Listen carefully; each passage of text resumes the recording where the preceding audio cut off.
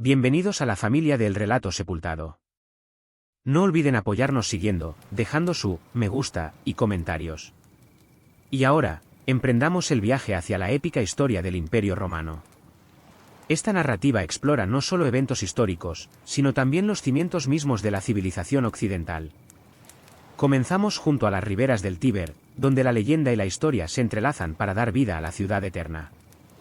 La historia de Roma comienza no con certezas, sino con mitos y leyendas entrelazados con fragmentos de verdad histórica.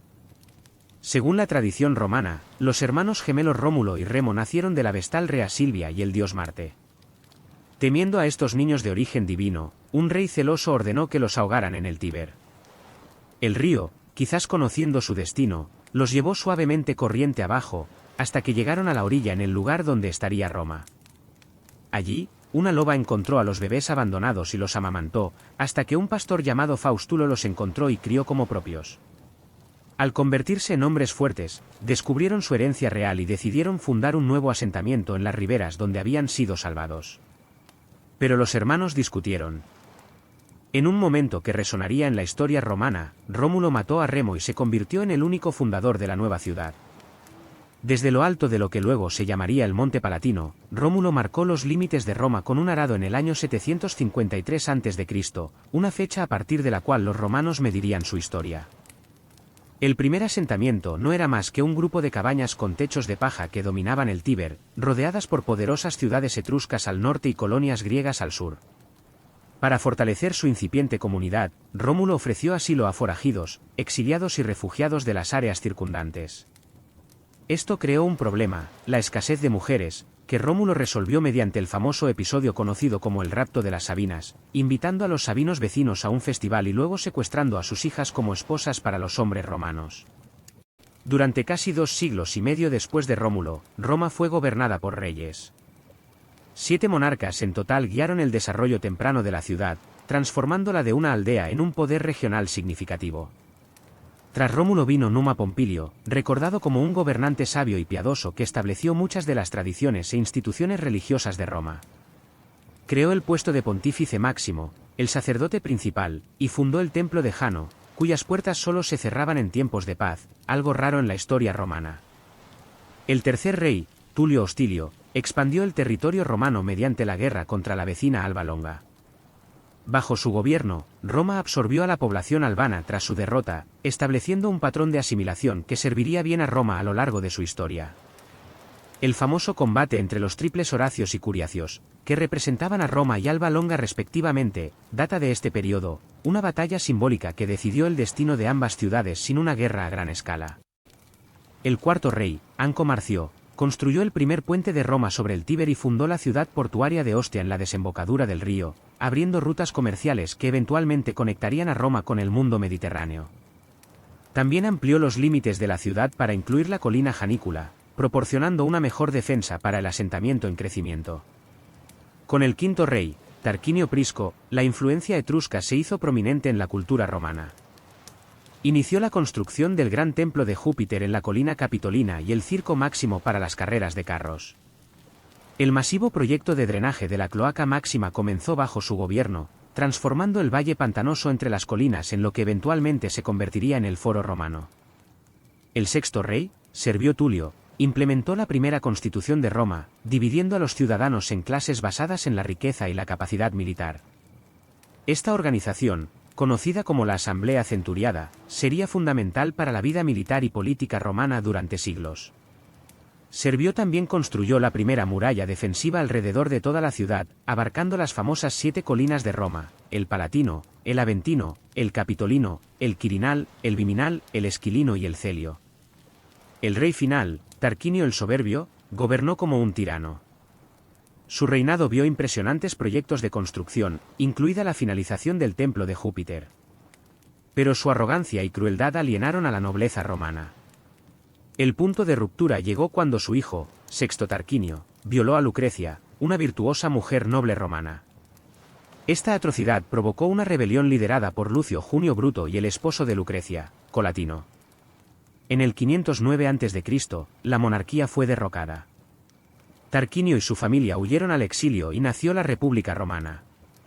Este nuevo sistema de gobierno, diseñado para evitar la concentración de poder en un solo individuo, moldearía no solo el futuro de Roma, sino que influiría en el pensamiento político durante milenios. Mirando hacia atrás en este periodo fundacional, podemos ver cómo las primeras experiencias de Roma moldearon su carácter. Desde sus inicios, Roma mostró una adaptabilidad notable, absorbiendo influencias de etruscos y griegos mientras desarrollaba su propia identidad distintiva. Los primeros romanos establecieron tradiciones de disciplina militar, ingeniería práctica y organización legal que servirían como cimientos para su posterior imperio.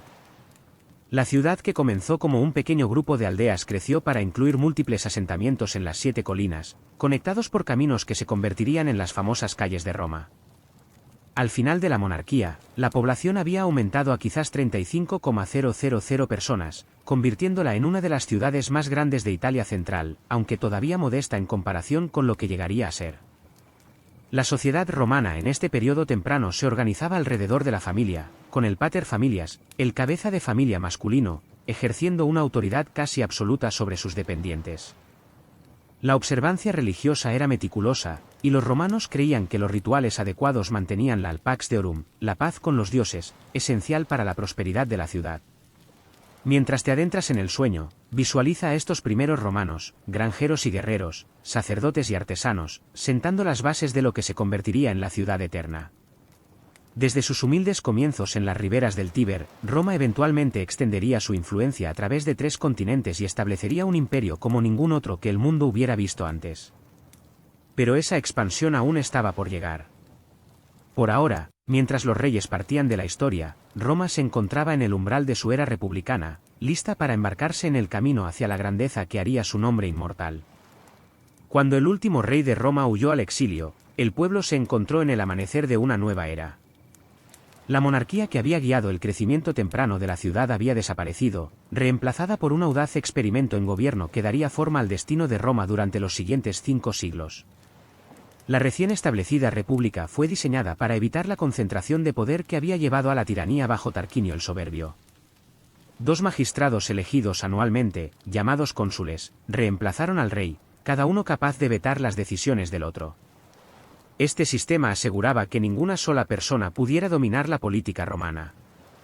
Detrás de estos cónsules se encontraba el Senado, un consejo de ancianos procedentes de familias nobles cuyo consejo tenía un peso enorme, aunque carecía de poder legislativo formal. La República temprana enfrentó amenazas inmediatas a su existencia. El rey exiliado buscó aliados entre las ciudades vecinas mientras el poderoso señor etrusco Lars Porsena sitiaba Roma. Según la leyenda, un héroe romano llamado Horacio Cocles defendió un puente contra el ejército etrusco prácticamente solo mientras sus camaradas lo destruían detrás de él, salvando a la ciudad de ser capturada.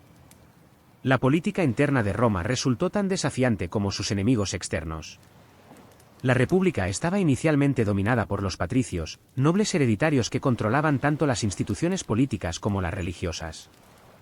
La mayoría de los ciudadanos, conocidos como plebeyos, se encontraban excluidos del poder y a menudo atrapados en la servidumbre por deudas con los terratenientes patricios.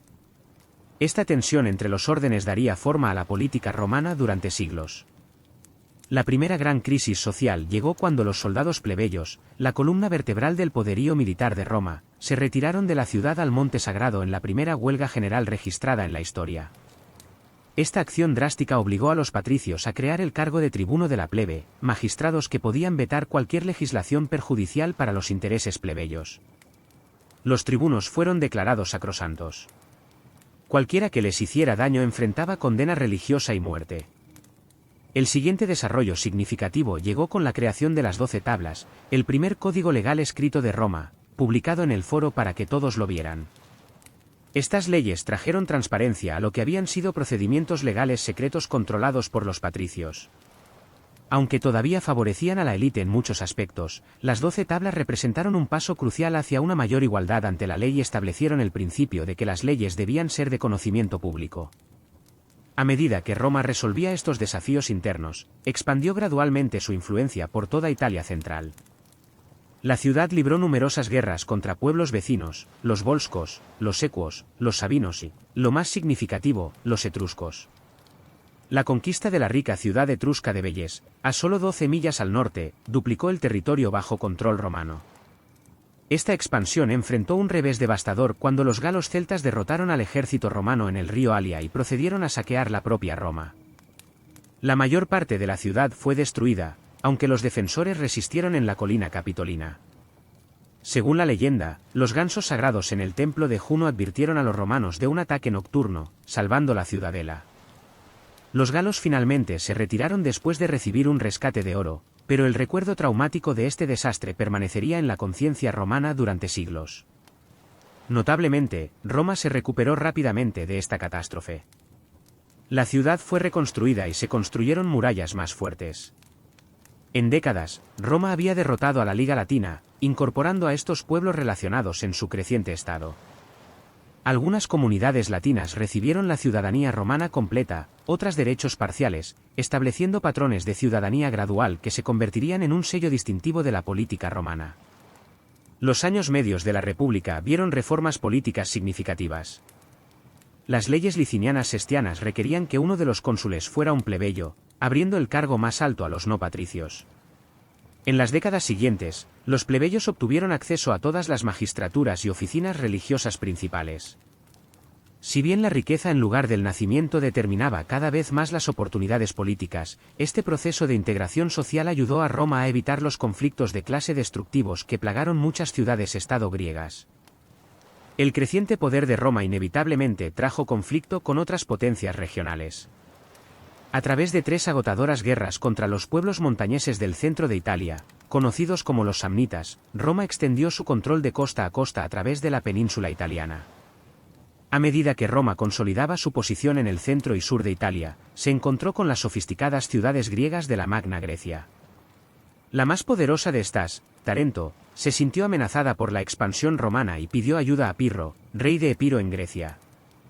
Pirro llegó a Italia con una fuerza formidable, que incluía elefantes de guerra previamente desconocidos para los romanos. A pesar de ganar varias batallas contra los ejércitos romanos, Pirro sufrió bajas tan graves que estas victorias pírricas agotaron sus fuerzas. Después de una campaña infructuosa en Sicilia, Pirro regresó a Grecia, dejando a las ciudades griegas enfrentarse solas a Roma. Poco después, Tarento cayó y Roma controló toda la península italiana al sur del río Po. El gobierno de Roma sobre esta nueva confederación italiana mostró una sabiduría notable. Mientras mantenía un firme control de la política exterior y los asuntos militares, Roma permitía a los aliados conservar la autonomía local.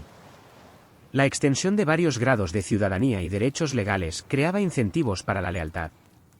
Las colonias romanas distribuidas por toda la península servían a un doble propósito: recompensar a los veteranos con tierras mientras establecían puestos militares estratégicos.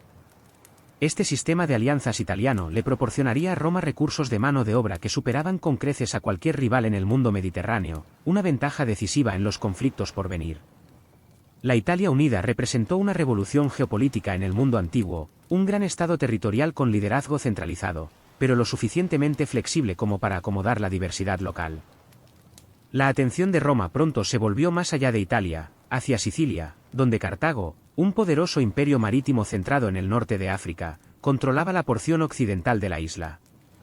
Cuando un grupo de mercenarios italianos llamados mamertinos solicitó la protección romana contra los siracusanos y cartagineses en Sicilia, Roma enfrentó una elección trascendental. La intervención significaría la guerra con Cartago, una potencia naval con siglos de experiencia marítima que Roma carecía. La decisión del Senado de aceptar la petición de los mamertinos desencadenó la Primera Guerra Púnica. Este conflicto obligó a Roma a desarrollar capacidades navales desde cero. Tras las primeras derrotas, los romanos capturaron un barco cartaginés y lo usaron como modelo para construir su propia flota. Equiparon estos barcos con un corbus, un puente de abordaje que permitía a los soldados romanos usar sus habilidades superiores de infantería en el combate naval. A pesar de las pérdidas catastróficas por tormentas y batallas, la persistencia romana finalmente prevaleció. Cartago cedió Sicilia a Roma, pagando una indemnización sustancial. La Segunda Guerra Púnica acercó a Roma a la destrucción más que cualquier conflicto desde el saqueo galo. El brillante general cartaginés Aníbal Barca llevó un ejército completo con elefantes de guerra desde Hispania a través de los Alpes hacia Italia. infligió 3 derrotas catastróficas a los ejércitos romanos en el río Trebia, el lago Trasimeno, y más devastadoramente, en Cannas, donde quizás 50,000 romanos perecieron en un solo día. A pesar de estos desastres, Roma se negó a rendirse. Mientras Aníbal marchaba por Italia, ganando aliados entre los súbditos romanos descontentos, Roma levantó nuevos ejércitos. El general Quinto Fabio Máximo adoptó tácticas dilatorias, evitando la confrontación directa, mientras un joven comandante llamado Escipión llevaba la guerra a Hispania y luego a África. Ante una amenaza a la propia Cartago, Aníbal fue llamado desde Italia. En la batalla de Zama, Escipión, ahora llamado el Africano, derrotó a Aníbal, terminando la guerra. Cartago entregó su armada, sus territorios de ultramar y su independencia política, convirtiéndose en un estado tributario de Roma. La victoria sobre Cartago estableció a Roma como la potencia dominante en el Mediterráneo occidental. La atención romana se volvió hacia el este, hacia los reinos helenísticos que habían surgido del imperio de Alejandro Magno. Las legiones romanas derrotaron al rey Filipo V de Macedonia y posteriormente superaron al rey seleucida Antíoco III en Termópilas y Magnesia.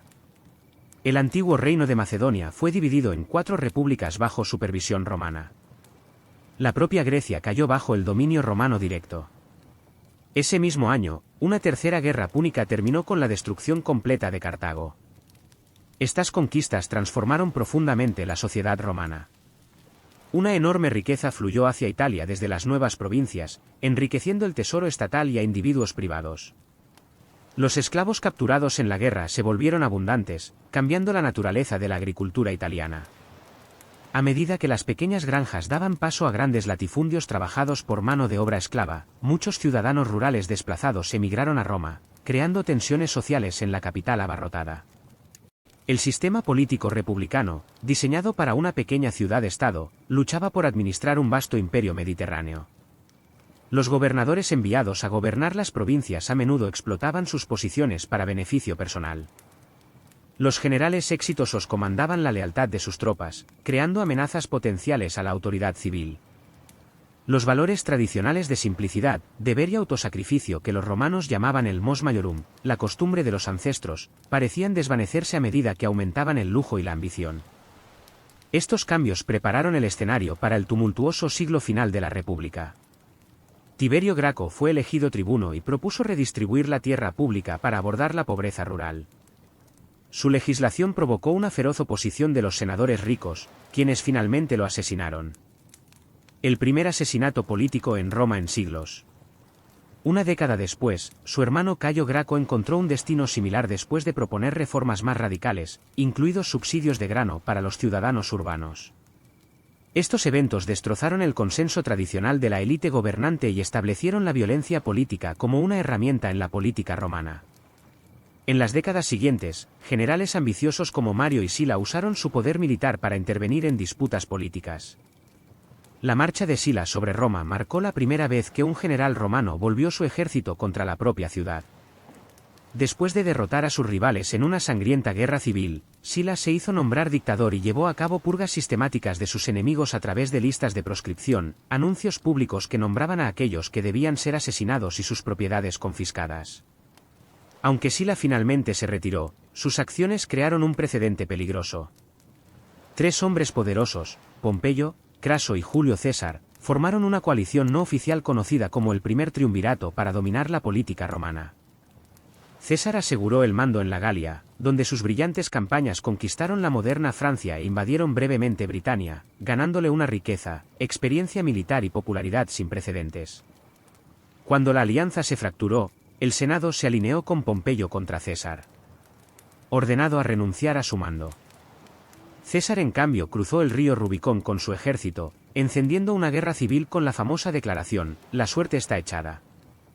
Después de derrotar a las fuerzas de Pompeyo, César se convirtió en dictador de Roma, implementando numerosas reformas, incluido un nuevo calendario.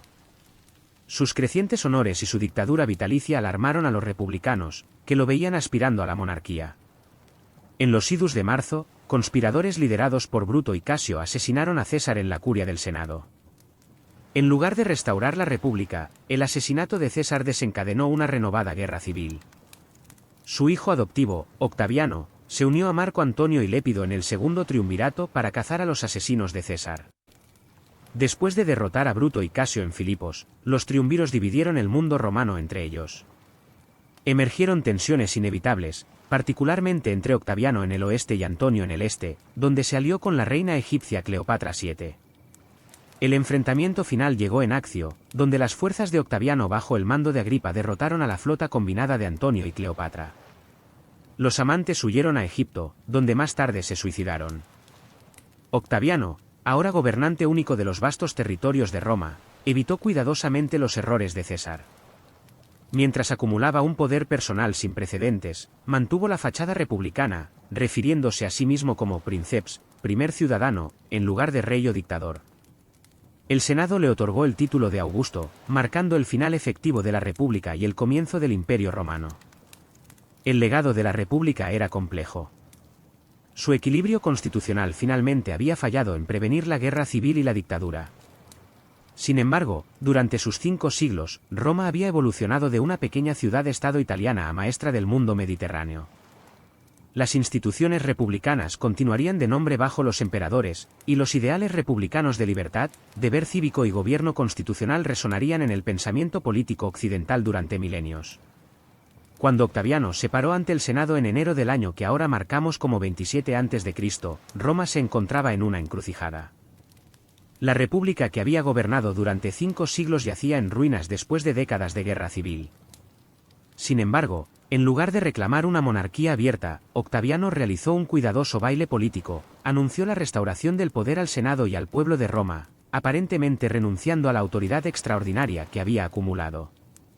El Senado, lleno de sus partidarios, respondió otorgándole el nombre de Augusto, un título con connotaciones religiosas que sugería a alguien venerado o sagrado. También le otorgaron un paquete cuidadosamente ensamblado de poderes, el mando de provincias clave donde estaban estacionadas las legiones, autoridad tribunicia, dándole poder de veto, y numerosos otros privilegios. Este momento marcó el nacimiento de lo que los historiadores llaman el Principado, un sistema donde Augusto gobernaba como primer ciudadano en lugar de rey, manteniendo la fachada del gobierno republicano mientras ejercía un poder personal sin precedentes. Augusto gobernaría durante 41 años, estableciendo patrones que definirían el gobierno imperial romano durante siglos. Redujo el ejército de 60 legiones a 28, asentando veteranos en colonias por toda Italia y las provincias. Reformó el sistema tributario, estableció un servicio postal, creó cohortes de bomberos y organizó una fuerza policial permanente en Roma. Sus proyectos de construcción transformaron la capital, tanto que famosamente se jactó de haber encontrado a Roma una ciudad de ladrillo y dejarla una ciudad de mármol. En asuntos exteriores, Augusto aseguró y expandió las fronteras romanas. Las tribus germánicas fueron empujadas más allá del Rin, mientras que el límite del imperio en el este se aseguró mediante la diplomacia con el imperio parto. Hispania finalmente fue completamente conquistada después de siglos de resistencia, y el Danubio se convirtió en la frontera norte de Roma en Europa. Quizás lo más crucial, Augusto creó un sistema estable de sucesión, algo que había eludido a la República en sus décadas finales. Al no tener un hijo, elevó gradualmente a su hijastro Tiberio a la prominencia, asegurando una transferencia de poder sin problemas tras su muerte. Tiberio, un general capaz pero gobernante renuente, comenzó una dinastía conocida como los Julio-Claudios que gobernaría Roma durante más de 50 años. Su gobierno comenzó bien, pero se volvió cada vez más oscuro después de que se retiró a la isla de Capri, dejando los asuntos de Estado en manos del ambicioso prefecto pretoriano Sejano. Tras descubrir la conspiración de Sejano para tomar el poder, Tiberio lanzó una ola de juicios por traición que extendieron el miedo entre la aristocracia romana. A Tiberio lo sucedió su sobrino nieto, Calígula, cuya promesa temprana se degeneró en una aparente locura. Las historias de sus excesos, crueldad y comportamiento extraño, incluidos planes para hacer de su caballo un cónsul, pueden estar exageradas, pero su asesinato después de solo 4 años de gobierno habla de su impopularidad entre la élite romana. La guardia pretoriana, las tropas domésticas del emperador, luego elevó a Claudio al trono. A pesar de discapacidades físicas que habían llevado a su familia a marginarlo, Claudio demostró ser un administrador capaz. Durante su reinado de 13 años, expandió el imperio, conquistando Britania e incorporando nuevas provincias en el este. También extendió la ciudadanía más ampliamente y admitió a galos en el Senado, reconociendo que el futuro de Roma estaba en la integración provincial más que en el dominio italiano. La dinastía Julio-Claudia terminó con Nerón, quien comenzó su reinado de manera prometedora bajo la guía del filósofo Séneca y el prefecto pretoriano Burro. Sin embargo, al afirmar su independencia, su gobierno se volvió tiránico. Mandó asesinar a su madre Agripina, dio una patada mortal a su esposa embarazada y persiguió a los cristianos después del gran incendio de Roma. La creciente impopularidad condujo a revueltas y Nerón se suicidó, lamentando supuestamente, ¿qué artista muere en mí? La muerte de Nerón introdujo un caos conocido como el Año de los 4 emperadores. En rápida sucesión, los generales Galba, Otón y Vitelio reclamaron el trono, cada uno derrocado por una revuelta militar. Finalmente, Vespasiano, comandando las legiones orientales, emergió victorioso, estableciendo la dinastía Flavia.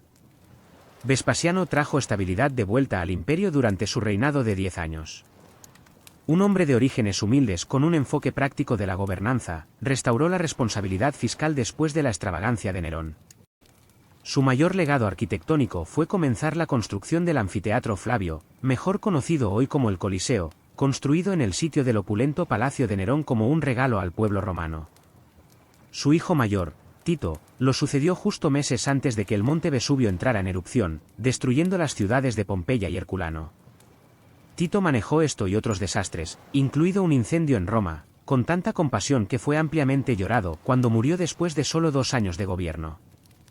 El último emperador Flavio fue Domiciano, cuyo reinado de 15 años presenció una actividad militar significativa a lo largo de la frontera del Danubio y en Britania.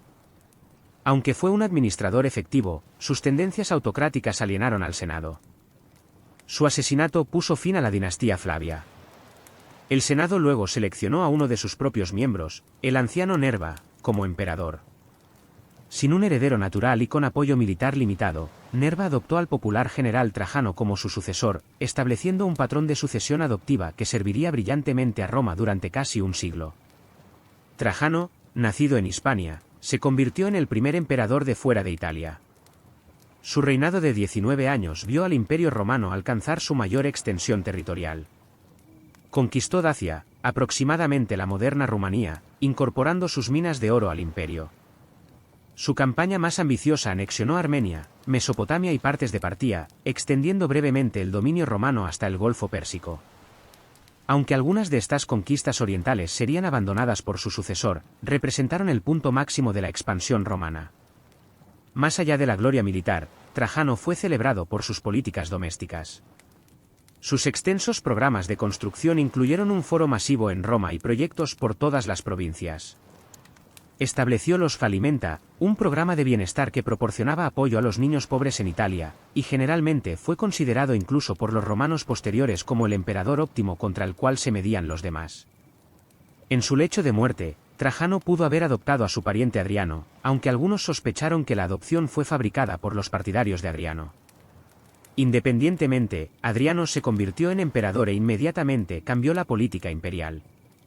Reconociendo que el imperio había alcanzado sus límites prácticos, se retiró de las conquistas orientales de Trajano y se centró en la consolidación más que en la expansión. Adriano pasó más de la mitad de su reinado de 21 años viajando por las provincias, a menudo caminando a pie con sus tropas mientras inspeccionaba las defensas fronterizas. En Britania, ordenó la construcción de un muro masivo que abarcaba el estrecho norte de la isla, creando una barrera contra las incursiones tribales que permanece parcialmente intacta hoy. Obras fronterizas similares se fortalecieron por todo el imperio, estableciendo límites claros en lugar de una expansión continua. Amante de la cultura griega que llevaba barba a la moda helénica, a diferencia de sus predecesores afeitados, Adriano pasó mucho tiempo en Atenas, completando el masivo templo de Zeus olímpico comenzado siglos antes. Su legado arquitectónico en Roma incluyó el Panteón con su revolucionaria cúpula de hormigón que aún sigue en pie hoy como testimonio de la brillantez de la ingeniería romana. El sucesor elegido por Adriano, Antonino Pío, gobernó durante 23 años notablemente pacíficos. Su reinado no vio guerras importantes ni disturbios internos, permitiendo que el imperio prosperara. Continuando con la tradición de adopción, Antonino seleccionó a Marco Aurelio como su heredero, con la condición de que Marco, a su vez, adoptara a Lucio Vero como ceo emperador. Marco Aurelio, un devoto filósofo estoico cuyas meditaciones siguen siendo ampliamente leídas hoy, encontró su reinado dominado por desafíos militares a pesar de su naturaleza filosófica. Las tribus germánicas, posiblemente empujadas hacia el oeste por movimientos de población más profundos en Europa y Asia, comenzaron a presionar contra las fronteras romanas en el Danubio en mayor número que antes.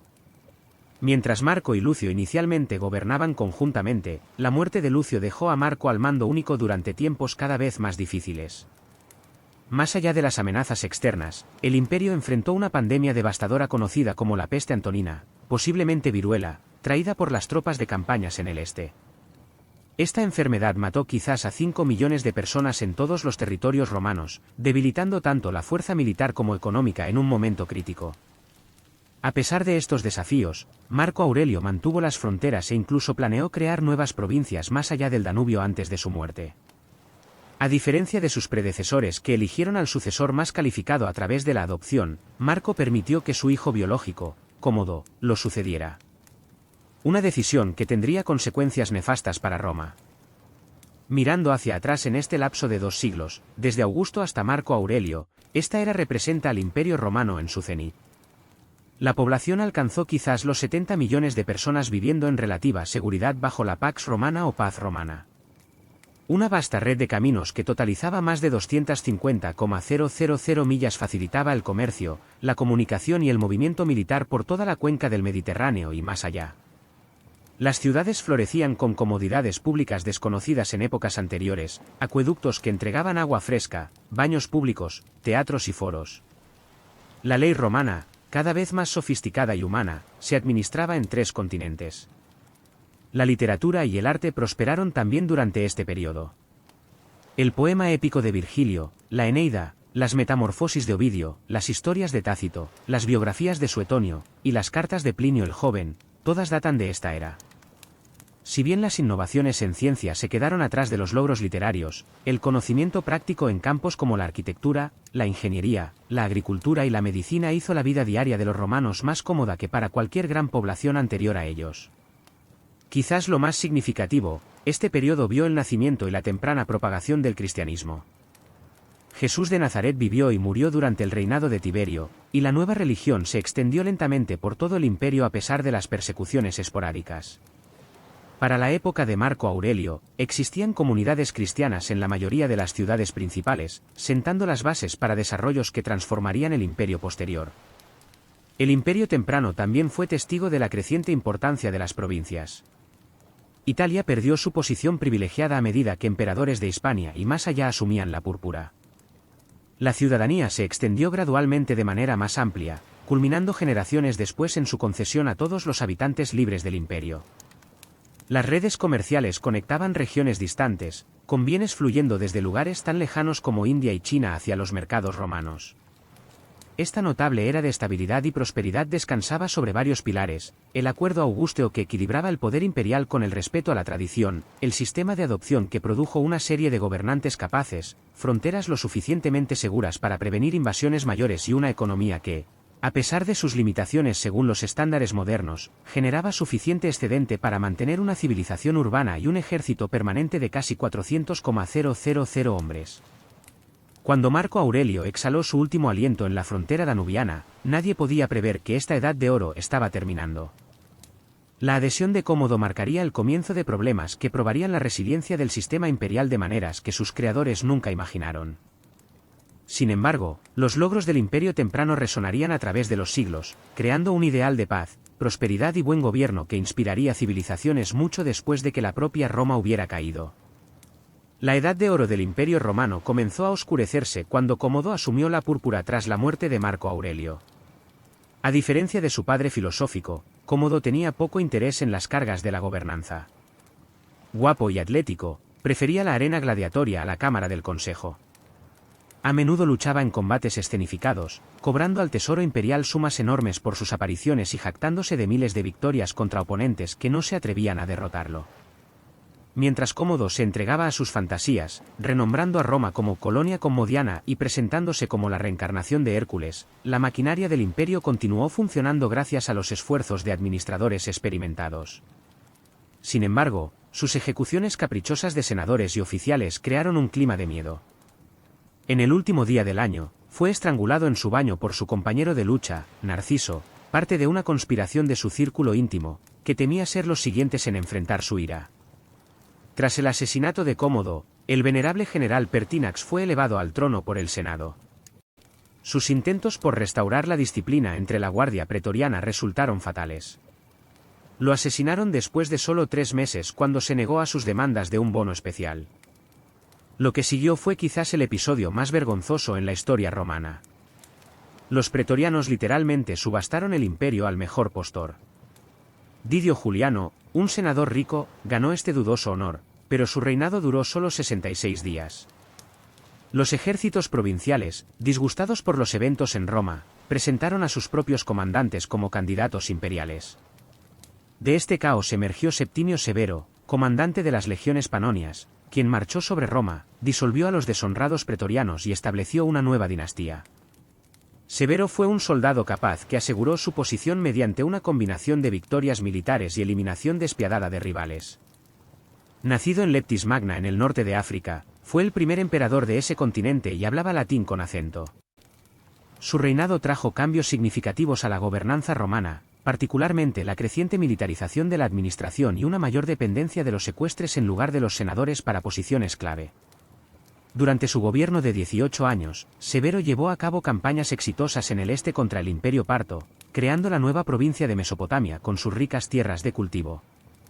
También viajó a Britania para fortalecer el muro de Adriano y hacer campaña contra los caledonios en Escocia. Fue allí, en el puesto avanzado del norte de Eboracum, la moderna York, donde murió, supuestamente aconsejando a sus hijos, enriquezcan a los soldados y desprecien a todos los demás.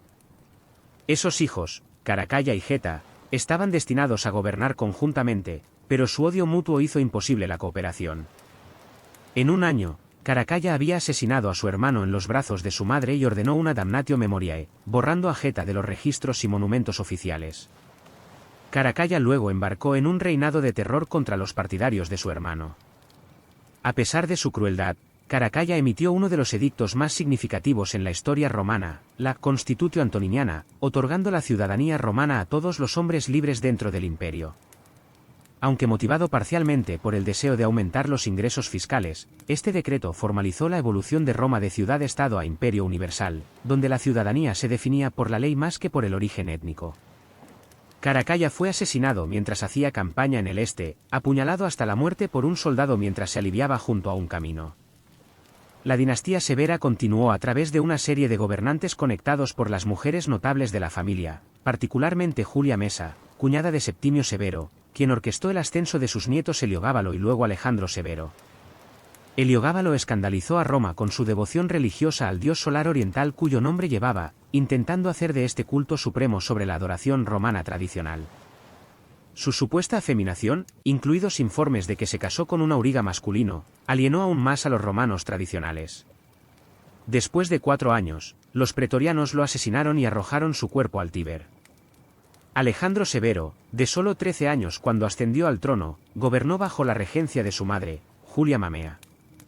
Su reinado de 13 años intentó restaurar las buenas relaciones con el Senado y los valores tradicionales, pero los desafíos militares se acumulaban.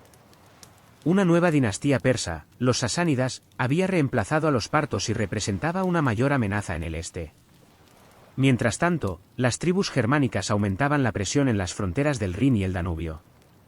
Cuando Alejandro negoció con las tribus germánicas en lugar de luchar contra ellas, sus tropas se amotinaron y proclamaron a Maximino el Tracio, un gigante antiguo pastor de Tracia, como emperador.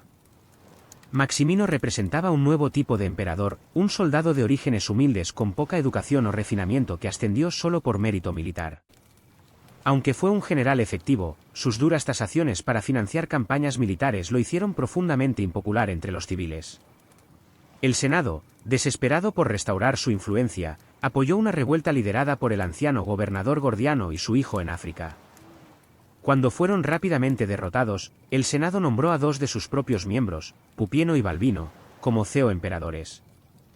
Maximino marchó sobre Italia, pero fue asesinado por sus propias tropas mientras sitiaban Aquilea.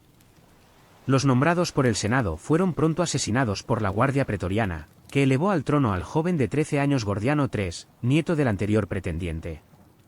Esta vertiginosa secuencia de emperadores y usurpadores inauguró lo que los historiadores llaman la crisis del siglo III. Durante las siguientes décadas, al menos 26 hombres reclamaron el título imperial, la mayoría gobernando solo unos pocos años antes de encontrar fines violentos. El mundo romano parecía deshilacharse mientras el cargo imperial se convertía en el premio de una lotería militar destructiva e interminable. Las amenazas externas agravaron el caos interno. El emperador Decio y su hijo murieron luchando contra los godos en la batalla de Abrito, el primer emperador romano en caer en batalla contra enemigos extranjeros. El emperador Valeriano sufrió un destino aún peor, capturado vivo por el rey persa Sasánida Sapori y supuestamente usado como un escabel humano antes de ser despellejado después de muerto y rellenado como un trofeo. Con la autoridad central colapsando, el imperio comenzó a fragmentarse. En el oeste, un imperio galo que abarcaba la Galia, Britania y partes de Hispania se separó bajo una sucesión de gobernantes locales. En el este, la ciudad comercial del desierto de Palmira bajo la reina Zenobia estableció el control sobre provincias desde Egipto hasta Asia Menor. Una crisis económica acompañó a la desintegración política, ya que la moneda fue repetidamente devaluada para pagar a los ejércitos, desencadenando una inflación severa. Parecía que la historia milenaria de Roma podría estar acercándose a su fin. Sin embargo, incluso en esta hora más oscura, emergieron estructuras resilientes e individuos capaces para sacar al imperio del abismo. El punto de inflexión llegó con la adhesión de Claudio II el Gótico. En su breve reinado de 2 años, derrotó a los invasores godos en los Balcanes tan decisivamente que se ganó el título de gótico. Aunque murió de peste, su trabajo fue continuado por Aureliano, aclamado por sus tropas tras la muerte de Claudio. El reinado de 5 años de Aureliano le valió el título de restaurador del mundo.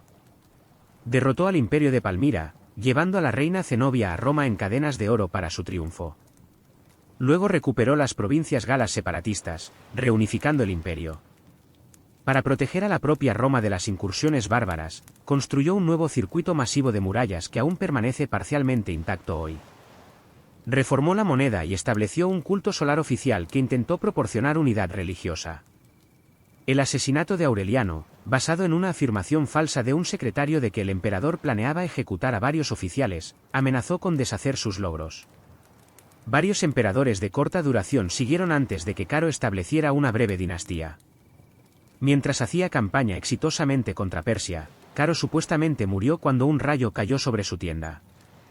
Aunque el asesinato sigue siendo posible, su hijo Numeriano fue asesinado por su prefecto pretoriano, Ape, mientras regresaba de la campaña persa. En el funeral de Numeriano, los oficiales reunidos aclamaron a Diocleciano, un comandante de caballería de humilde origen dálmata, como emperador. Diocleciano ejecutó personalmente a Ape de inmediato, cumpliendo una profecía de que se convertiría en emperador después de matar al Ape, jabalí en latín. Con la adhesión de Diocleciano, el periodo de crisis finalmente terminó. Aunque el imperio había sobrevivido, estaba profundamente transformado. El viejo principado augusteo, con su cuidadoso equilibrio de formas republicanas y poder imperial, había desaparecido. En su lugar se erigía un sistema más abiertamente autocrático donde el emperador era visto cada vez más como una figura sagrada y remota, en lugar de primus inter pares, el primero entre iguales. Las necesidades militares ahora dominaban todos los aspectos de la gobernanza. El ejército casi se había duplicado en tamaño para enfrentar múltiples amenazas fronterizas, consumiendo una parte cada vez mayor de los recursos del Estado. Los impuestos se habían vuelto más pesados y sistemáticos para mantener estas fuerzas. La distinción entre Italia y las provincias había desaparecido en gran medida, ya que todo el imperio soportaba cargas similares. Sin embargo, a pesar del trauma de la crisis del siglo III, continuaron importantes desarrollos culturales. Este periodo vio el surgimiento del neoplatonismo a través de filósofos como Plotino, cuya visión mística de la realidad influiría profundamente en el pensamiento cristiano posterior.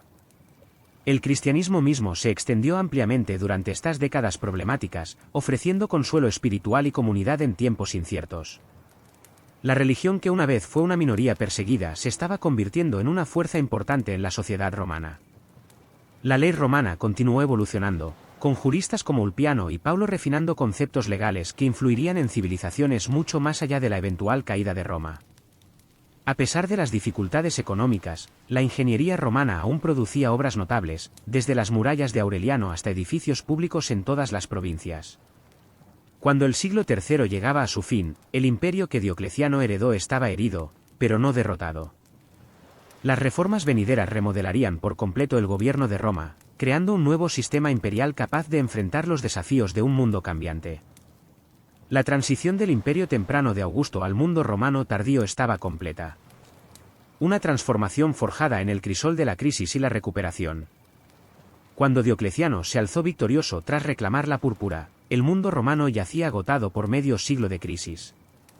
Sacando lecciones de esta convulsión, el nuevo emperador remodelaría la gobernanza imperial más dramáticamente que nadie desde Augusto.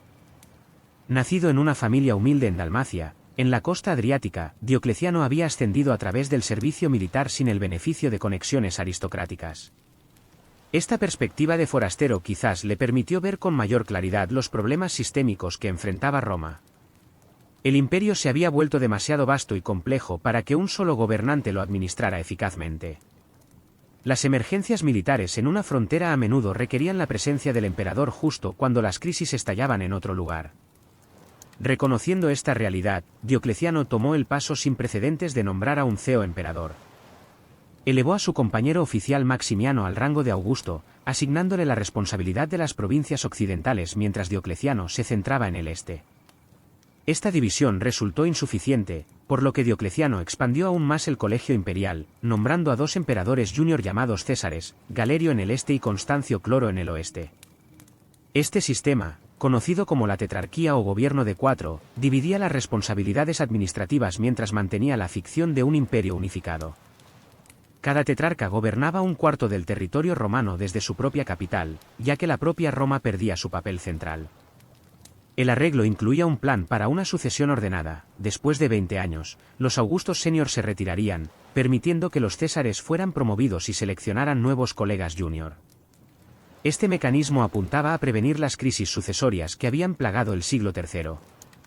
Más allá de reestructurar el liderazgo imperial, Diocleciano reorganizó la geografía administrativa del imperio. Las provincias se subdividieron en unidades más pequeñas, casi duplicando su número pero haciéndolas más manejables. Estas provincias se agruparon en 12 diócesis, a su vez organizadas en 4 prefecturas correspondientes al territorio de cada tetrarca. Este arreglo creaba múltiples capas de supervisión destinadas a reducir la corrupción y mejorar la eficiencia. El ejército experimentó una reorganización similar. Diocleciano separó la autoridad civil y militar, que tradicionalmente se habían combinado en los gobernadores provinciales. Aumentó sustancialmente el tamaño del ejército para abordar múltiples amenazas fronterizas simultáneamente. Para limitar el poder de generales potencialmente rebeldes, redujo el tamaño de los ejércitos provinciales mientras creaba una reserva central móvil que podía responder a las crisis. Estas estructuras militares y administrativas expandidas requerían mayores recursos. Diocleciano implementó un censo integral para identificar la riqueza imponible y a los individuos. Su nuevo sistema tributario requería el pago en especie en lugar de la moneda cada vez más sin valor, con cuotas fijas de productos y bienes recaudados de cada región. Para garantizar que los servicios esenciales continuaran, Diocleciano decretó ocupaciones hereditarias para ciertas profesiones vitales, obligando a los hijos a seguir los oficios de sus padres. Aunque estas reformas estabilizaron el imperio, llegaron a costa de un control estatal significativamente mayor sobre las vidas individuales. La economía de libre mercado del imperio temprano dio paso a un sistema más regulado donde las necesidades del Estado tenían prioridad sobre la iniciativa privada. La distinción entre honestiores, los más honorables, y lumiliores, los más humildes, se hizo más pronunciada, aplicándose diferentes estándares legales a cada uno. Diocleciano también intentó abordar la inestabilidad económica a través de su edicto de precios máximos, que establecía topes de precios para miles de bienes y servicios en todo el imperio. Aunque bien intencionada, esta medida resultó imposible de hacer cumplir y finalmente fue abandonada. En asuntos religiosos, Diocleciano inicialmente mostró tolerancia, pero luego lanzó lo que se conoció como la gran persecución contra los cristianos. Este intento final y más severo de suprimir el cristianismo incluyó la destrucción de iglesias, la confiscación de escrituras y la ejecución de clérigos. A pesar de su intensidad, la persecución varió según la región y no logró detener la propagación del cristianismo. Fiel a su plan de sucesión, Diocleciano tomó el paso sin precedentes de retirarse voluntariamente, obligando a su ceo Augusto Maximiano a hacer lo mismo. Pasó sus años restantes cultivando repollos en su palacio en Split, en la costa dálmata, y se dice que dijo a los visitantes que solo alguien que había sido emperador podía entender los placeres de la jubilación. El cuidadosamente diseñado sistema tetrárquico colapsó casi inmediatamente después del retiro de su creador. Los planes de sucesión se vieron socavados por el sentimiento dinástico cuando las tropas proclamaron emperadores a Constantino, hijo de Constancio Cloro, y a Magencio, hijo de Maximiano. Los siguientes años vieron complejas luchas de poder mientras varios pretendientes luchaban por la supremacía. Constantino emergió victorioso de estos conflictos. Según la tradición cristiana, antes de la crucial batalla del puente Milvio contra Magencio, Constantino vio una visión de una cruz en el cielo con las palabras «In hoc signo vinces», con este signo vencerás. Ya sea motivado por una conversión genuina o por cálculo político, la adopción del cristianismo por parte de Constantino transformaría el mundo romano. El Edicto de Milán, emitido conjuntamente con su colega oriental Licinio, puso fin formalmente a la persecución de los cristianos y restauró sus propiedades confiscadas. Aunque no hizo del cristianismo la religión estatal oficial, el edicto le otorgó estatus legal y favor imperial. Constantino luego derrotó a Licinio para convertirse en gobernante único de un imperio reunificado. Quizás la decisión más trascendental de Constantino fue fundar una nueva capital en el sitio de la ciudad griega de Bizancio. Dedicada como Constantinopla, ocupaba una posición estratégica inigualable, controlando el estrecho entre Europa y Asia. Esta nueva ciudad cristiana, libre de las asociaciones paganas de Roma, serviría como capital imperial durante más de 1000 años. Constantino mantuvo muchas de las reformas administrativas de Diocleciano mientras suavizaba sus aspectos más duros. Creó una nueva moneda de oro, el solidus, que mantuvo su valor durante siglos, trayendo estabilidad monetaria después de décadas de inflación. Sus políticas religiosas favorecieron a los cristianos sin suprimir directamente la adoración tradicional, comenzando una transición gradual que se aceleraría bajo sus sucesores. Después de la muerte de Constantino, el imperio pasó a sus 3 hijos sobrevivientes, Constantino II, Constancio II y Constante. Sus reinados estuvieron marcados por conflictos fratricidas y continuas tensiones religiosas, particularmente en torno a la controversia arriana sobre la naturaleza divina de Cristo. Constancio II emergió como emperador único, gobernando hasta su muerte. El breve reinado de Juliano el Apóstata, sobrino de Constantino, marcó el último intento serio de restaurar la religión romana tradicional. Criado como cristiano pero convirtiéndose secretamente al paganismo, Juliano buscó revitalizar la cultura clásica y reducir los privilegios cristianos durante su gobierno de 18 meses. Su muerte luchando contra los persas terminó esta contrarrevolución religiosa. Los emperadores que siguieron a Juliano mantuvieron la posición favorecida del cristianismo. Bajo Teodosio, el cristianismo se convirtió en la religión estatal oficial. El Edicto de Tesalónica estableció el cristianismo niceno como la única fe legítima del imperio, mientras que edictos posteriores cerraron templos paganos y prohibieron los sacrificios tradicionales. Las tradiciones religiosas milenarias que habían sostenido a Roma desde su fundación fueron ahora oficialmente abandonadas. Teodosio enfrentó desafíos externos significativos más allá de los asuntos religiosos.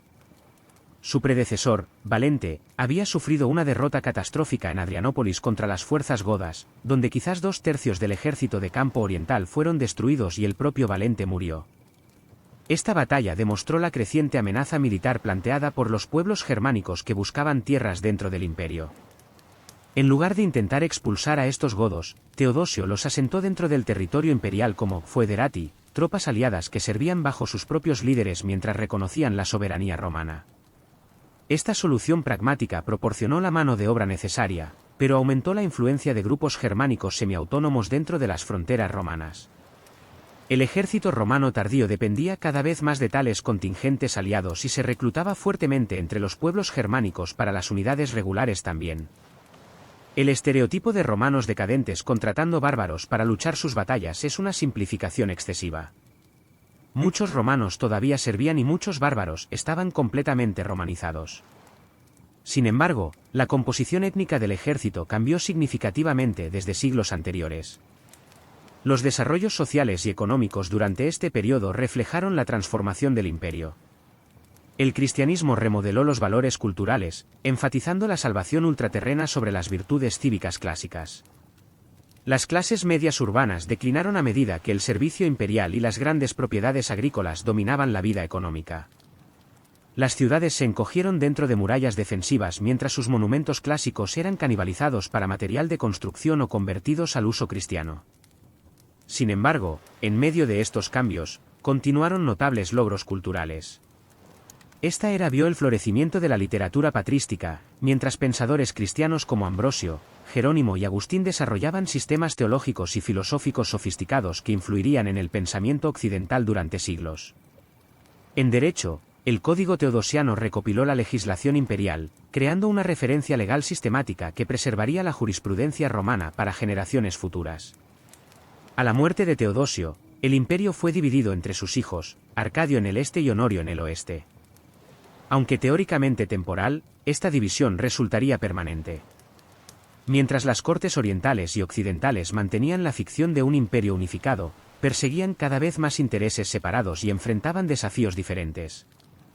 La mitad oriental, más rica y mejor protegida geográficamente, perduraría otros 1000 años como lo que los historiadores modernos llaman el Imperio Bizantino, aunque sus ciudadanos seguían llamándose a sí mismos romanos, Romaioi. La mitad occidental enfrentó desafíos existenciales que conducirían a su colapso dentro de una sola vida. Cuando el siglo IV llegaba a su fin, el Estado romano transformado se parecía poco al Principado de Augusto. El emperador ahora gobernaba como un monarca de estilo oriental, al que se dirigía como dominus, señor, en lugar de princeps. Los funcionarios se inclinaban ante la presencia imperial, que estaba cada vez más recluida detrás de una elaborada ceremonia cortesana. El cristianismo había desplazado a la religión tradicional, alterando suposiciones fundamentales sobre la sociedad y el propósito humano. Sin embargo, a pesar de todos estos cambios, la continuidad esencial del gobierno romano permanecía. El imperio todavía controlaba aproximadamente los mismos territorios que bajo los antoninos. El latín y el griego seguían siendo los idiomas de la administración. La ley romana todavía regulaba la vida diaria. Los ciudadanos todavía se identificaban como romanos, incluso mientras lo que significaba esa identidad evolucionaba con las circunstancias cambiantes. El escenario estaba ahora listo para el acto final del largo drama del Imperio Occidental. A medida que la presión germánica en las fronteras aumentaba y los recursos internos disminuían, los emperadores occidentales enfrentarían desafíos que finalmente resultarían insuperables. El siglo venidero sería testigo del fin del dominio romano directo en el oeste. Incluso cuando la mitad oriental se adaptaba y sobrevivía al amanecer del siglo V, el mundo romano permanecía dividido entre los hijos de Teodosio. Aunque técnicamente gobernaban un solo imperio, Arcadio en Constantinopla y Honorio en Milán presidían reinos cada vez más separados. Ambos jóvenes emperadores dependían en gran medida de poderosos asesores, Rufino en el este y Estilicón en el oeste. Las intrigas cortesanas resultantes debilitarían la autoridad imperial precisamente en el momento en que Roma enfrentaba su mayor desafío externo. El catalizador de la crisis venidera fue la llegada de los hunos desde las estepas euroasiáticas. Su migración hacia el oeste empujó a los pueblos germánicos contra y, en última instancia, a través de las fronteras romanas en números sin precedentes. La amenaza más inmediata provenía de los godos, quienes, tras la muerte de su líder Fritigerno, se unieron bajo un nuevo y ambicioso rey llamado Alarico. Los godos de Alarico, asentados dentro del imperio como foederati desde su victoria en Adrianópolis, se sentían maltratados por las autoridades imperiales. Cuando sus demandas de mejores condiciones fueron rechazadas, se rebelaron y comenzaron a moverse por los Balcanes, negociando y amenazando alternativamente tanto a las cortes imperiales orientales como occidentales. Estilicón, el mismo de ascendencia vándala parcial pero completamente romano en cultura y lealtad, manejó la amenaza gótica con una combinación de acción militar y diplomacia. Sin embargo, sus esfuerzos se vieron socavados por la sospecha de ambas cortes imperiales, cada una temiendo que él buscara controlar todo el imperio. Tras la ejecución de Estilicón por cargos de traición, el imperio occidental perdió a su defensor más capaz. Con Estilicón desaparecido, Alarico vio la oportunidad. Invadió Italia y logró lo que no había sucedido en 8 siglos, el saqueo de la propia Roma en el 410 después de Cristo. Aunque los godos permanecieron en la ciudad solo 3 días y los daños fueron relativamente contenidos, el impacto psicológico en el mundo romano fue inmenso. Jerónimo, escribiendo en Belén, lamentó: la brillante luz de todo el mundo se apagó, y todo el mundo pereció en una sola ciudad. Después de la muerte de Alarico poco después del saqueo, los godos se trasladaron a la Galia y finalmente se asentaron en Aquitania como federados romanos. Mientras tanto, otros pueblos germánicos habían cruzado el Rin congelado durante un invierno particularmente duro, vertiéndose en la Galia y eventualmente en Hispania. Estos incluían a vándalos, suevos y alanos, que establecieron sus propios territorios dentro de provincias nominalmente romanas.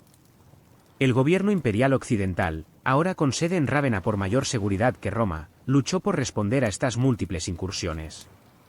Cada vez más, el poder real descansaba con el Magister Militum, maestro de los soldados, el comandante militar supremo, más que con el propio emperador. Durante casi 2 décadas, ese puesto lo ocupó Flavio Aecio, a veces llamado el último de los romanos. Mientras Aecio trabajaba para mantener lo que quedaba de la autoridad romana en la Galia, surgió una nueva amenaza en el norte de África. Los vándalos bajo su rey Genserico cruzaron desde Hispania a África, conquistando las ricas provincias que durante mucho tiempo habían suministrado grano a Roma. Al apoderarse de Cartago, establecieron un poderoso reino y construyeron una flota que dominaría el Mediterráneo occidental. Mientras se desarrollaban estos asentamientos de pueblos germánicos dentro del imperio, el imperio occidental enfrentó a su oponente más temible, Atila el Huno. Habiendo ya devastado las provincias orientales y derrotado a ejércitos imperiales, Atila se volvió hacia el oeste, invadiendo la Galia. Aecio reunió una coalición de fuerzas romanas y federados germánicos, incluidos visigodos, que confrontaron al ejército huno en la batalla de los Campos Cataláunicos. Esta defensa desesperada detuvo el avance de Atila en la Galia. Al año siguiente, Atila invadió Italia. Roma parecía condenada hasta que una embajada liderada por el Papa León y de alguna manera persuadió al huno para que se retirara. Aunque relatos posteriores atribuirían esto a la intervención divina, factores prácticos probablemente incluyeron enfermedades en el ejército de Atila, escasez de alimentos en la devastada Italia y posiblemente sobornos de Constantinopla. La muerte de Atila poco después de esta campaña y el posterior colapso del poder huno dieron a Roma un breve respiro. Ese mismo año, sin embargo, una intriga cortesana condujo al asesinato de Aecio por orden del emperador Valentiniano III. El emperador mismo fue asesinado por partidarios de Aecio meses después, poniendo fin a la dinastía teodosiana en el oeste. Lo que siguió fue una rápida sucesión de emperadores efímeros, muchos meros títeres de poderosos comandantes militares. Mayoriano, que gobernó solo unos pocos años, representó el último intento serio de restaurar el poder romano en Occidente. Sus esfuerzos por reconstruir el ejército y recuperar el norte de África de los vándalos terminaron con su derrota y ejecución. Después de Mayoriano, los emperadores occidentales controlaban poco más allá de la propia Italia, con varios reinos germánicos estableciendo independencia efectiva en las antiguas provincias. En Hispania, los suevos controlaban el noroeste, mientras que los visigodos expandían su territorio desde Aquitania. En la Galia, los burgundios gobernaban el sureste, mientras que los francos aumentaban gradualmente su poder en el norte. Britania, abandonada por las fuerzas imperiales décadas antes, había desarrollado su propia sociedad por-romana, cada vez más influenciada por los colonos sajones. Para las décadas posteriores del siglo V, los emperadores occidentales se habían vuelto irrelevantes para la mayoría de las antiguas provincias. El poder real en Italia descansaba con el comandante militar Ricimero y tras su muerte, con sus sucesores Gundebaldo y finalmente Orestes. Orestes instaló a su joven hijo Rómulo como emperador, aunque el niño no ejercía autoridad real. Las tropas germánicas en Italia, principalmente de las tribus Escira y Érula, exigieron concesiones de tierra permanentes similares a las dadas a los federados en otras provincias. Cuando Orestes se negó, se unieron detrás de Odoacro, un oficial germánico al servicio romano. Odoacro derrocó a Orestes y depuso a Rómulo, terminando la farsa del gobierno imperial en el oeste. En una solución pragmática, Odoacro envió las insignias imperiales al emperador Zenón en Constantinopla, señalando que un emperador occidental separado era innecesario. Solicitó y recibió el título de patricio, gobernando Italia nominalmente como virrey de Zenón, pero efectivamente como un rey independiente. A Rómulo, todavía un adolescente, se le permitió retirarse a una finca campestre con una generosa pensión, un final inesperadamente misericordioso para un gobernante depuesto. Este momento está tradicionalmente marcado como la caída de Roma, o más exactamente, el fin del Imperio Romano de Occidente, en el año 476 después de Cristo. Sin embargo, para las personas que vivieron estos eventos, no hubo un colapso dramático.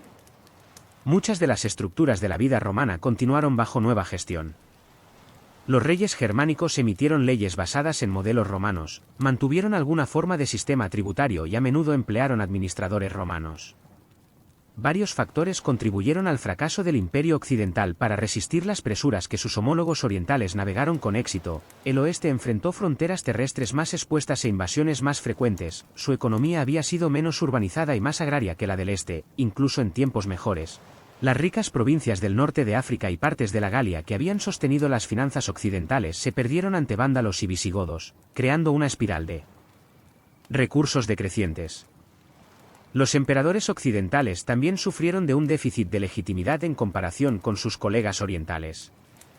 Las constantes guerras civiles y la rápida rotación de gobernantes socavaron la confianza en la autoridad imperial. Después del saqueo de Roma, el fundamento psicológico del imperio, la creencia en el destino eterno de Roma, quedó severamente dañada en el oeste. Sin embargo, incluso cuando el gobierno imperial directo se desvanecía, las romanitas, la cultura y la identidad romana, perduraban. El latín seguía siendo el idioma de la administración y la alfabetización. La Iglesia católica preservó las estructuras organizativas y los conceptos legales romanos.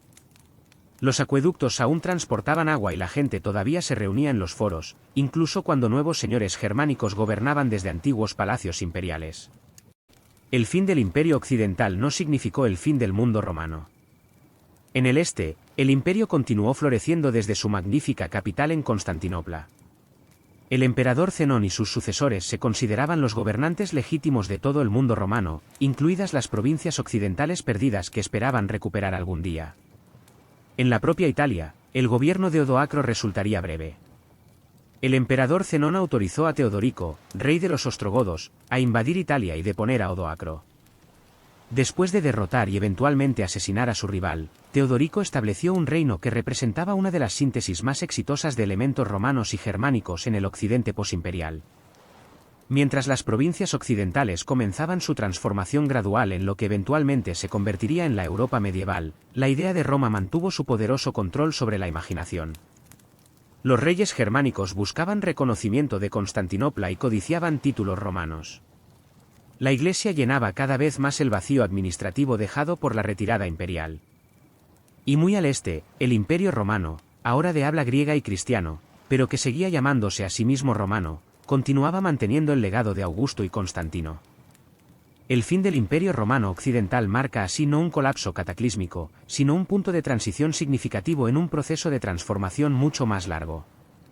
La estructura política creada por Augusto 5 siglos antes finalmente había fallado en el oeste. Pero la civilización romana, como un gran río dividiéndose alrededor de un obstáculo, continuaría fluyendo a través de nuevos canales en el mundo medieval por venir. Mientras el Imperio Romano de Occidente se desvanecía en la historia, su contraparte oriental continuaba prosperando. Los ciudadanos de este reino superviviente nunca se llamaron a sí mismos bizantinos, un término inventado por historiadores modernos. Se identificaban orgullosamente como romanos, Romaioi, en su habla cada vez más griega, los herederos legítimos de César y Constantino. Durante casi un milenio después de la deposición de Rómulo Augustulo, este imperio romano oriental preservaría y transformaría el legado de Roma. Cuando el siglo V llegaba a su fin, el emperador Zenón enfrentaba desafíos significativos. Las controversias religiosas sobre la naturaleza de Cristo dividían a los cristianos orientales, mientras que compatriotas isaurios de la tierra montañosa de Zenón dominaban la corte, generando resentimiento entre la población de Constantinopla. Sin embargo, el imperio permanecía intacto, con una recaudación de impuestos eficiente, administración profesional y seguridad militar que el fragmentado occidente solo podía envidiar. El sucesor de Zenón, Anastasio, proporcionó 27 años de gobierno capaz. Su cuidadosa administración financiera repobló el tesoro, mientras que su construcción de los muros largos protegió los accesos terrestres a Constantinopla. Aunque las tensiones religiosas continuaron durante su reinado, Anastasio mantuvo la posición del imperio contra el rival tradicional en el este, la Persia sasánida. La edad de oro del Imperio Romano Oriental llegó con la adhesión de Justiniano. Nacido de campesinos de habla latina en las provincias balcánicas, Justiniano se casó con la notable Teodora, cuyo viaje desde actriz de reputación cuestionable a consorte imperial escandalizó a los círculos conservadores, pero trajo una socia astuta y decidida al trono. La ambición de Justiniano no era nada menos que la restauración de la unidad imperial. envió a su brillante general Belisario a recuperar el norte de África de los vándalos. Belisario logró esta misión con una velocidad y eficiencia notables, devolviendo la rica región productora de grano al control imperial. Animado por este éxito, Justiniano autorizó la invasión de la Italia ostrogoda. La campaña italiana resultó mucho más difícil. Lo planeado como una rápida reconquista se convirtió en una lucha de 20 años que devastó la península. Aunque las fuerzas imperiales finalmente prevalecieron, capturando Rávena y derrotando la última resistencia gótica, el costo fue enorme. Italia, una vez el corazón del poder romano, yacía económicamente arruinada. Partes de Hispania también fueron recuperadas, pero el sueño de Justiniano de una restauración occidental completa siguió siendo esquivo. Estas campañas militares tensaron los recursos imperiales ya afectados por la guerra con Persia. La situación empeoró cuando la peste bubónica llegó a Constantinopla, matando quizás al 40% de los habitantes de la ciudad y extendiéndose por toda la cuenca mediterránea. Esta catástrofe demográfica redujo los ingresos tributarios y el reclutamiento militar, creando problemas fiscales que plagaron los éxitos de Justiniano. A pesar de estos desafíos, el reinado de Justiniano presenció logros notables. La magnífica iglesia de Santa Sofía, con su revolucionaria cúpula que abarca 108 pies, sigue siendo una de las maravillas arquitectónicas del mundo. Aún más duradero fue el Corpus Juris Civilis, una compilación y reforma integral de la ley romana que preservó los principios legales clásicos para las generaciones futuras. Este código legal eventualmente formaría la base de muchos sistemas legales europeos y representa uno de los legados más significativos de Roma al mundo moderno. Después de la muerte de Justiniano, el imperio entró en un periodo difícil. Su sucesor, Justino II, perdió gran parte de Italia ante los lombardos, mientras que la guerra con Persia agotaba los recursos. Los emperadores posteriores, Tiberio II y Mauricio, mantuvieron las defensas imperiales pero lucharon con recursos cada vez menores. Los intentos de Mauricio por reformar el ejército llevaron a su derrocamiento y ejecución por el usurpador Focas. El siglo VII trajo desafíos sin precedentes al imperio. Bajo el Sacos Roes II, Persia lanzó invasiones masivas, capturando Siria, Palestina, Egipto y gran parte de Anatolia. Jerusalén cayó y la Vera Cruz, la reliquia cristiana más sagrada, fue llevada a la capital persa como trofeo. Las fuerzas persas llegaron al Bósforo, frente a la propia Constantinopla. En este momento de crisis suprema, emergió uno de los mayores emperadores de Roma, Heraclio, quien había derrocado al tirano Focas, lideró personalmente el contraataque imperial. En una serie de brillantes campañas, se adentró profundamente en territorio persa, forzando una paz que restauró todas las provincias perdidas y la Vera Cruz. Esta sorprendente reversión pareció asegurar la frontera oriental de Roma permanentemente. Sin embargo, incluso mientras Heraclio celebraba su triunfo, un nuevo poder emergía en el desierto arábigo. Unido por el profeta Mahoma e inspirado por la nueva fe del Islam, los ejércitos árabes irrumpieron en los territorios romanos y persas con una velocidad asombrosa. El agotado imperio persa colapsó por completo, mientras que las fuerzas romanas sufrieron una aplastante derrota en la batalla de Yarmuk. En una década, Siria, Palestina y Egipto, provincias que habían sido romanas durante más de 6 siglos, cayeron bajo el dominio islámico. Esta pérdida catastrófica de territorio transformó el imperio. El reino restante se volvió más compacto, centrado en Constantinopla, Asia Menor Occidental y los Balcanes del Sur. El griego reemplazó definitivamente al latín como idioma de administración, mientras que el imperio adquirió un carácter más explícitamente cristiano. Los historiadores modernos a menudo marcan esta transformación del siglo VII como la transición del Imperio Romano Oriental al Imperio Bizantino, aunque los contemporáneos no vieron tal división. A pesar de estas enormes pérdidas territoriales, el imperio se adaptó y sobrevivió. El sistema de temas, que reorganizaba las provincias en distritos militares donde los soldados campesinos defendían sus propias tierras, demostró ser una respuesta efectiva a las constantes incursiones árabes.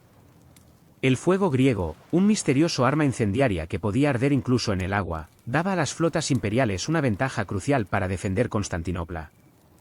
Cuando las fuerzas árabes sitiaron la propia Constantinopla en 2 ocasiones separadas, las formidables defensas resistieron. El fracaso de estos sitios marcó un punto de inflexión, preservando al imperio como un baluarte cristiano en el Mediterráneo oriental y salvando a gran parte de Europa de la conquista islámica. Los siglos VIII y principios del IX trajeron controversias sobre las imágenes religiosas conocidas como el período iconoclasta. Emperadores desde León III hasta Teófilo prohibieron la veneración de íconos, considerándolos peligrosamente cercanos a la idolatría. Esta política dividió a la sociedad y tensó las relaciones con Roma y otros cristianos occidentales que continuaron usando imágenes sagradas. La restauración de los íconos sanó estas divisiones e inauguró un periodo de renacimiento cultural e intelectual. Bajo la dinastía macedonia, fundada por Basilio, el imperio recuperó su fuerza. La producción agrícola aumentó, las ciudades revivieron y la fortuna militar mejoró. Emperadores como Nicéforo Focas y Juan Tzimister recapturaron territorios en Siria, mientras que Basilio II se ganó el apodo de Mata Búlgaros por sus campañas despiadadas que pusieron todos los Balcanes bajo dominio imperial. Esta Roma resurgente, aunque griega en idioma y cultura, representaba la sociedad más poderosa, rica y sofisticada del mundo cristiano. Constantinopla, con quizás 500.000 de habitantes, eclipsaba a las modestas ciudades de Europa occidental. Sus mercados presentaban productos de lugares tan lejanos como China y Escandinavia. Sus iglesias brillaban con mosaicos y sus eruditos preservaban textos antiguos desconocidos en Occidente. Sin embargo, debajo de esta fachada dorada, se desarrollaban debilidades estructurales. El campesinado libre que había formado la columna vertebral de los ejércitos de Temas gradualmente perdió tierras ante las propiedades aristocráticas en expansión. Los puestos de servicio civil se volvieron cada vez más hereditarios en lugar de basarse en el mérito. Las diferencias religiosas con el occidente latino se ampliaron, culminando en el cisma que dividió al cristianismo en ramas católica y ortodoxa.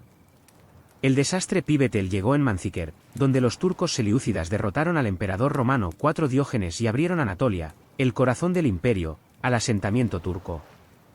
Simultáneamente, los normandos conquistaron las últimas posesiones imperiales en Italia, y los pechenegos asaltaron a través del Danubio. El imperio que había parecido triunfante solo décadas antes ahora luchaba por su supervivencia. La desesperada apelación de ayuda occidental del emperador Alejo I Comneno ayudó a desencadenar la Primera Cruzada. Aunque los cruzados establecieron estados en Tierra Santa, las tensiones entre latinos y griegos crecieron cada vez más amargas. La Cuarta Cruzada se desvió infamemente hacia la propia Constantinopla, saqueando la mayor ciudad cristiana del mundo y estableciendo un efímero imperio latino en sus ruinas. Aunque las fuerzas imperiales recapturaron Constantinopla bajo Miguel VIII Paleólogo, el imperio restaurado era solo una sombra de su antiguo ser. Las repúblicas mercantiles italianas dominaban su economía, mientras que los estados serbio y búlgaro se apoderaban de territorios balcánicos. Lo más importante, los emiratos turcos controlaban la mayor parte de Anatolia, con el agresivo Estado otomano emergiendo como la mayor amenaza. Los turcos otomanos cruzaron a Europa, rodeando gradualmente Constantinopla. A pesar de los desesperados esfuerzos diplomáticos para asegurar ayuda occidental, el apoyo resultó mínimo. El emperador Constantino XI Paleólogo enfrentó al masivo ejército otomano del sultán Mehmed II con solo unos pocos miles de defensores cuando el asedio final comenzó en abril de 1453. Durante 7 semanas, las antiguas murallas de Constantinopla resistieron el fuego de cañón otomano. El 29 de mayo, el asalto final atravesó. Constantino XI supuestamente se quitó sus insignias imperiales y murió luchando junto a sus soldados mientras la ciudad caía. Mehmed cabalgó hasta Santa Sofía, que se convirtió en una mezquita ese mismo día. El Imperio Romano, que había durado 1,480 años desde la adhesión de Augusto, finalmente terminó. Sin embargo, su legado vivió de muchas formas.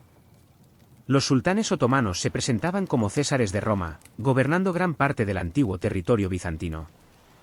Moscú reclamó el manto de la Tercera Roma, preservando el cristianismo ortodoxo y las tradiciones imperiales.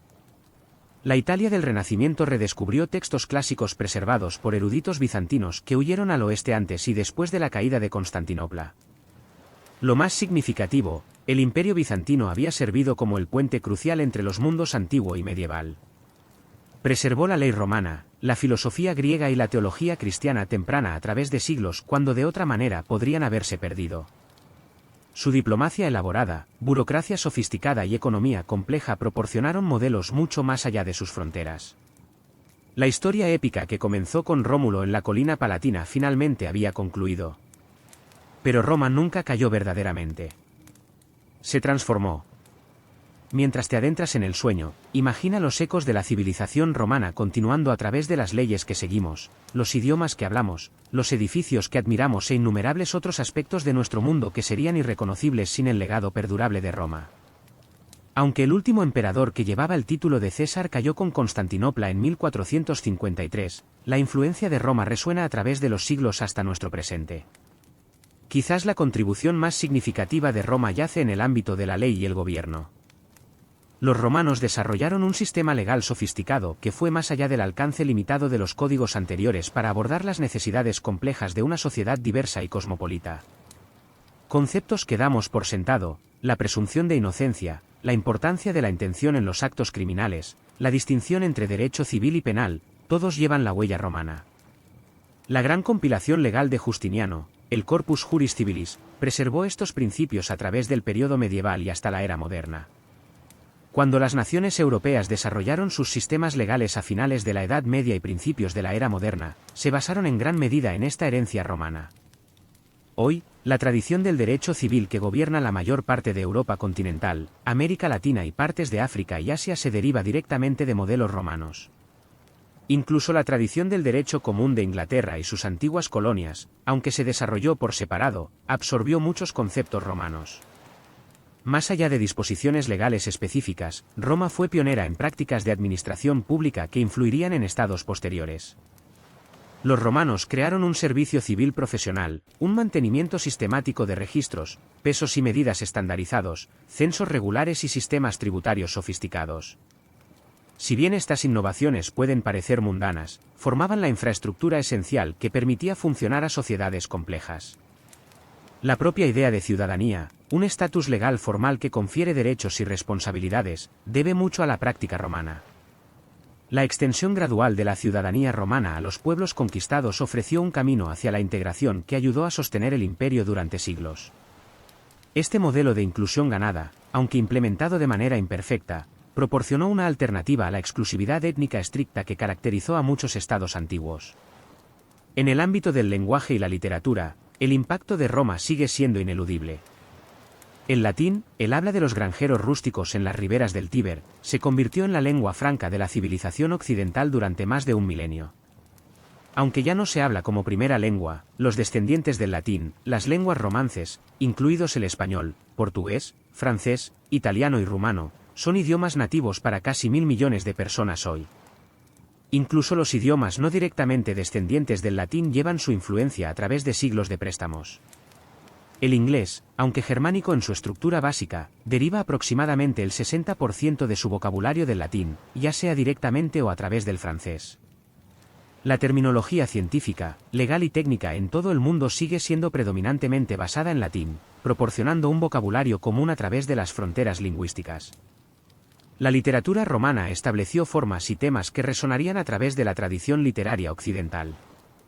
El poema épico de Virgilio, la Eneida, se convirtió en un referente para poetas posteriores desde Dante hasta Milton.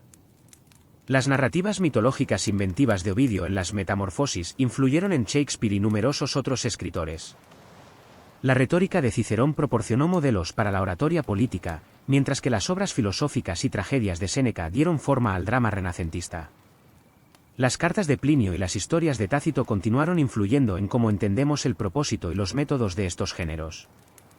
El legado físico de Roma sigue siendo igualmente impresionante. La ingeniería romana transformó el paisaje mediterráneo con una red de infraestructura de una escala sin precedentes. Muchos caminos romanos todavía forman la base de las carreteras modernas, sus rutas cuidadosamente planificadas demostraron ser óptimas incluso con la tecnología actual. Los acueductos construidos por ingenieros romanos continuaron suministrando agua a ciudades como Segovia en España hasta el siglo XX.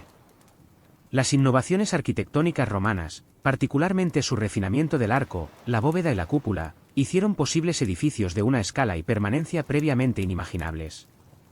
Su desarrollo del hormigón permitió estructuras que han resistido 2 milenios de terremotos, inundaciones y guerra.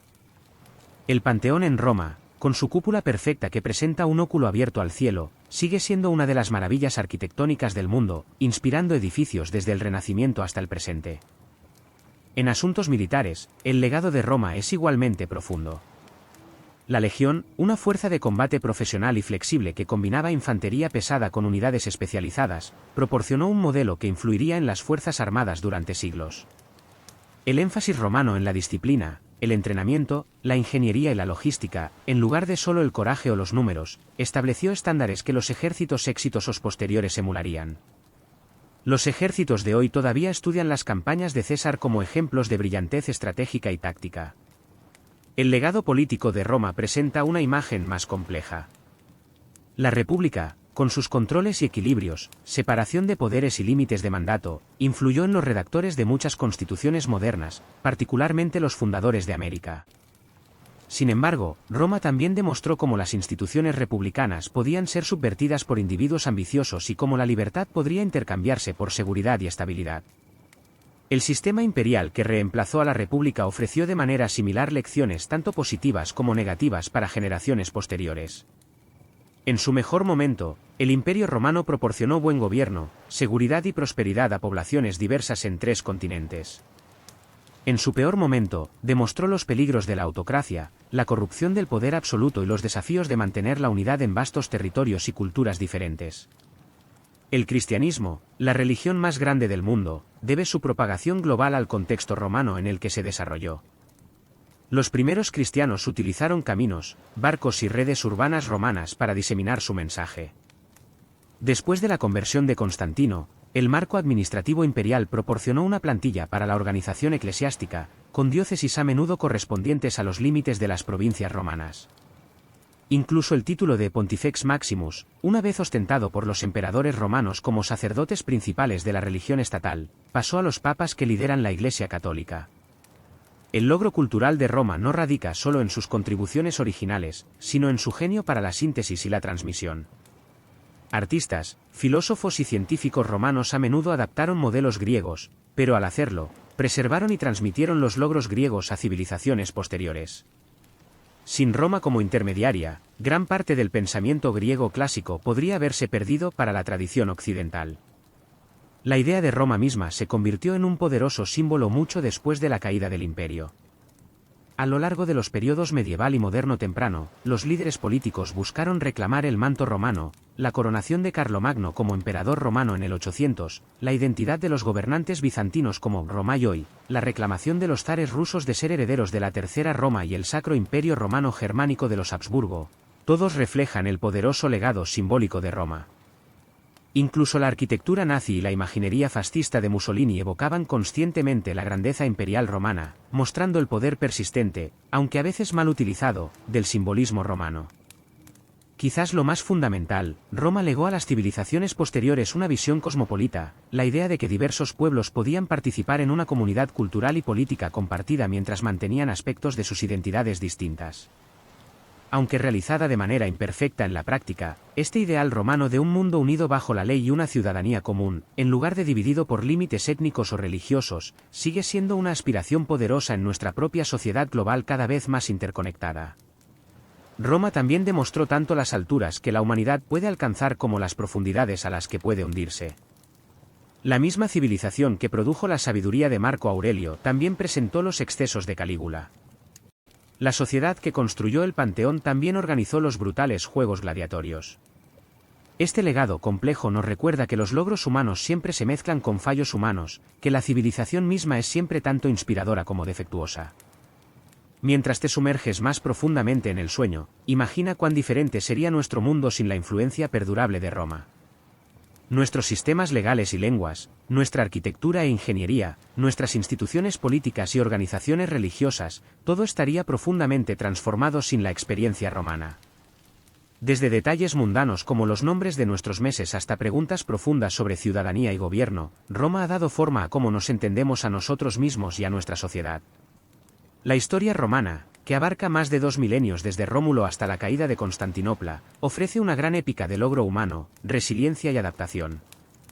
A través de ascensos y caídas, triunfos y desastres, el mundo romano evolucionó mientras mantenía conexiones con su pasado. Incluso después de que el imperio dejó de existir como entidad política, su sombra continuó influyendo en todo lo que siguió. Y así llegamos al final de este viaje, amigos del relato sepultado. juntos hemos navegado desde la orilla del Tíber, donde todo era leyenda y barro, hasta los últimos ecos de una ciudad que soñó con ser eterna. Hemos visto pasar reyes, senadores, césares y bárbaros. Hemos sentido el polvo de las calzadas, el frío del mármol en los foros y el peso del silencio en una sala del trono vacía. Pero si algo nos deja esta historia, más allá de fechas y batallas, es un susurro, el de una humanidad que, en el fondo, no ha cambiado tanto. Piensa en ello. El padre de familia romano que se preocupaba por el porvenir de sus hijos, la ambición del general que soñaba con gloria, el miedo del ciudadano común ante los tiempos inciertos, la búsqueda de belleza en un poema o en un fresco. ¿No te resulta familiar? Las sandalias se convirtieron en zapatos, las tablillas de cera en pantallas, pero el corazón que late detrás es el mismo. Nos unen a ellos los mismos hilos invisibles de esperanza, temor, amor y orgullo. Somos parte de la misma conversación, solo que separados por siglos. Porque Roma, en verdad, nunca cayó del todo. Cayó como imperio, sí. Como poder político, sin duda. Pero se transformó en algo más duradero, en la ley que da estructura a nuestras sociedades, en las raíces de las palabras que usamos para pensar y sentir, en la idea misma de que pueblos diferentes pueden unirse bajo un mismo sistema. Cada vez que hablamos de justicia, de ciudadanía, de infraestructura o de patrimonio cultural, estamos, sin saberlo, citando a Roma. Su legado no son solo piedras, son los cimientos invisibles de nuestro mundo. Ahora, mientras te vas quedando dormido, deja que estas imágenes se mezclen con tus propios sueños. Imagina no a estatuas frías, sino a personas de carne y hueso que caminaron bajo estas mismas estrellas que nos miran hoy. Siente el consuelo y la maravilla de esa continuidad. Su historia es, en el fondo, la nuestra. Una saga de grandezas y miserias, de caídas y nuevos comienzos, que sigue escribiéndose en cada uno de nosotros. Descansa, querido seguidor. Esta historia no termina aquí, solo hace una pausa para tomar aire. Porque en el relato sepultado, cada final es el prólogo de lo que está por venir. Y tú, con tu curiosidad y tu compañía, eres parte esencial de ello. Hasta la próxima travesía.